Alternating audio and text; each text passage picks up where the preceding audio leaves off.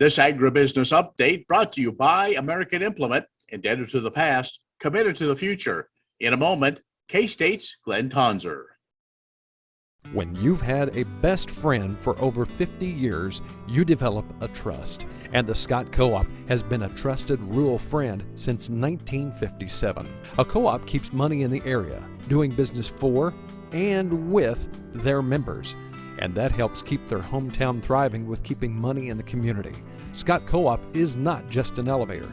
It's the rural way of doing business. So, when you see an elevator, remember your friends at Scott Co-op. Would you like to see something done about high gas prices and low unemployment? Western Place Energy in Campus, Kansas is doing something about it. They're a proud part of Growth Energy, America's ethanol supporters, and they employ 38 people and will be adding more following the expansion. Ethanol fuel not only reduces the cost of regular gasoline, it's good for the environment and keeps money right here in the United States while supporting local rural jobs. Western Plains Energy, doing something for the future. And joining us now, Dr. Glynn Tonser, ag economist, Kansas State University. We are reaching him here at the Risk Profit Conference, took place here in Manhattan. And well, Dr. Tonser, you presented a livestock update, and you and I have talked several times. I would guess probably the first question you get, the first question I get, is these box beef prices, the correlation between that and live cattle. Are we going to finally come? Because we just heard the folks at Cattle Facts not too long ago said, hey, happier days are coming soon. Yeah, and I do think those happier days are coming soon from a cattle seller's perspective, and that applies both for those selling feeders as well as fed. That in itself isn't tied to the correlation of box beef. That's a separate question. Right. But I do think the discussion between the quote-unquote disparity that's in the news all the time between beef and cattle prices will dissipate some in the months ahead. And honestly, a lot of that is to do with right size and supply. So we've gotten current with fed cattle. We still have strong beef demand. We're going to bid up more fed cattle in the months ahead. I shared some pretty positive, an optimistic forecast for fed cattle prices in the next, let's say 6 to 8 months in particular. And we've already seen that strength in the feeder cattle market. Mm-hmm. So I do think better days are ahead if you're a cattle seller. Okay, so this summer we had a lot of cows go to town, especially north of us. Now, again, that's not numbers like we see in Kansas and other places, but what kind of impact will that have then? Is that going to tighten things up finally? And we're not done with that story, but I think important context is, there's quite a few mama cows in the Dakotas, but the majority of the states that have had persistent drought pressure are not top 10 beef cow states. So I'm not trying to be insensitive to that, but the bulk of the drought pressure has not been like Texas, Oklahoma, Kansas like we did in 2012.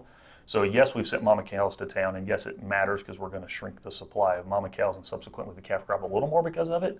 But I don't think it's accurate to compare it to 2012, and some are doing that, mainly because of where the drought is and where the mama cows in the industry are. So we were going to be shrinking the herd a little bit anyhow. Quote-unquote cattle cycle, uncomfortable volatility in feeder cattle prices does that to cow-calf producers. But the drought west of us, and particularly, think Denver and west and or the Dakotas to the north, the ongoing uncertainty for those herds is certainly of note. I want to talk about the box beef situation in just a little bit, but I do want to talk about we're coming up on this fall's corn crop. It looks to be another big crop. Will that help when it comes to figuring out our rations and our feed costs for these feeder cattle? Well, a bigger crop certainly helps compared to a small crop, all else equal, but we got to remember the notion of demand. So global demand for lots of things, including corn and soybean meal, is quite high. So, our constituents, Kansas livestock producers that are trying to buy that as a feedstuff, they're not the only people in the world trying to buy as a feedstuff. So a lot of why corn prices are higher is both those past concerns about the supply, which we're not out of the woods till it's in the bin, right? But nonetheless, that's there. But global demand is quite strong. So I think there's reasons to think we'll have some improvement on feed cost, but I think it's misleading to say it's going to be as good as it was a year or two ago. We have higher feed costs that are probably here to stay for at least another corn crop. Okay.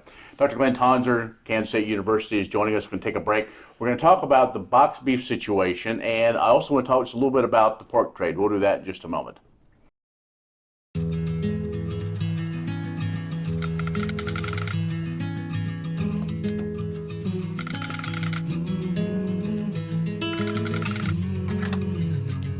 The cost of everything has gone up dramatically over the last 75 years.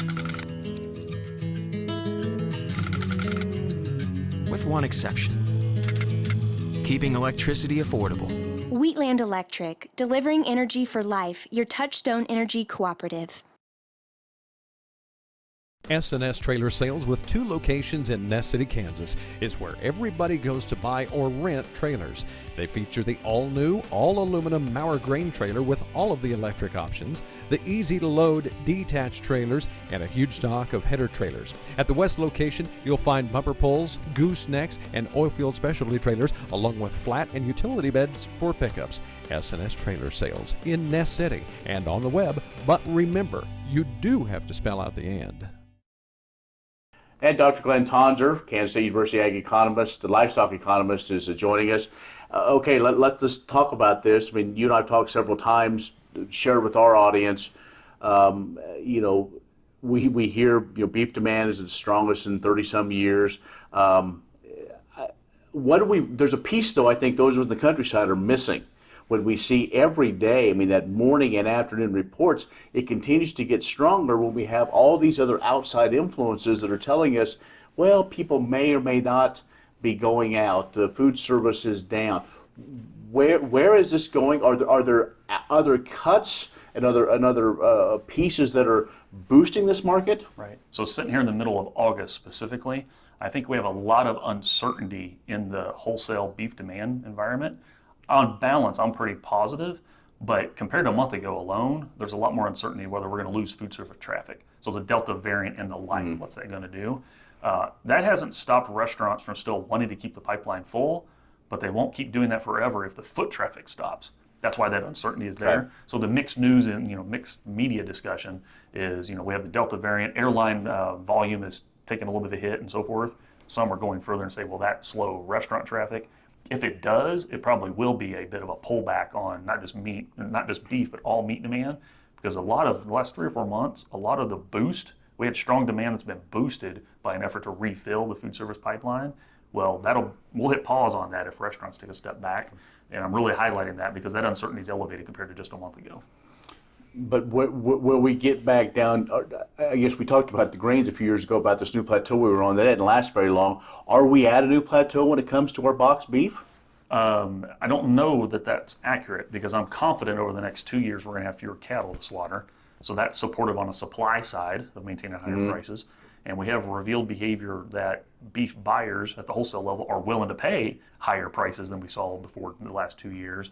That doesn't guarantee we're going to stay there. But I do think the floor could be higher, is what I'm trying to say. Sure. What used to be sticker shock in the wholesale beef market may not be sticker shock over the next few years, and that would be a good thing if we have supportive supplies that are holding, pushing prices up that way, and we have good demand. We should all want strong beef prices because it'll spill over, and I think you will see more of that translate into cattle prices as we right-size the herd with packing capacity. What about? Are you concerned at all about inflation? Some of these tones we're hearing.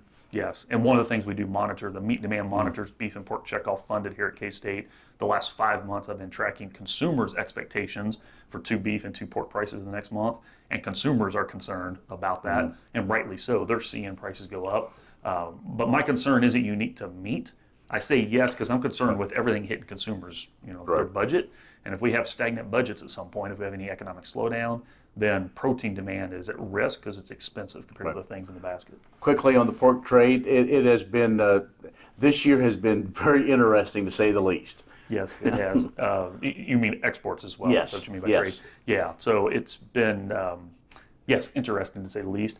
I remain very optimistic that actually both beef and pork, we're going to have strong exports in the weeks ahead, the months ahead, the years ahead, barring a disease surprise. So you brought up pork. Right. What is relevant when we're doing this recording is there is elevated concerns around African swine fever here in the U.S. It's now in our hemisphere.